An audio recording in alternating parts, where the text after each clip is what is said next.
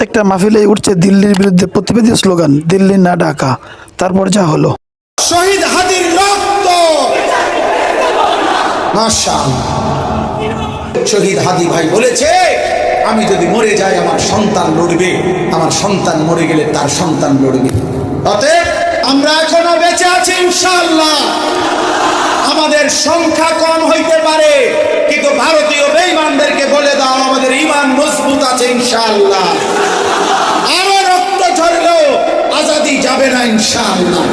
স্বাধীনতা কেউ নিতে পারবে না ইনশাআল্লাহ। 1 ইঞ্চি জমিন আমার মাতৃভূমির কাউকে নিতে আমরা দেব না ইনশাআল্লাহ। দিল্লি না ঢাকা, দিল্লি না ঢাকা, দিল্লি না ঢাকা, গোলামি না আজাদি,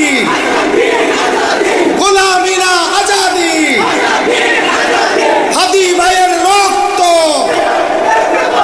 বৃথা যেতে দেব না। শহীদ হাদির রক্ত, মাশাআল্লাহ।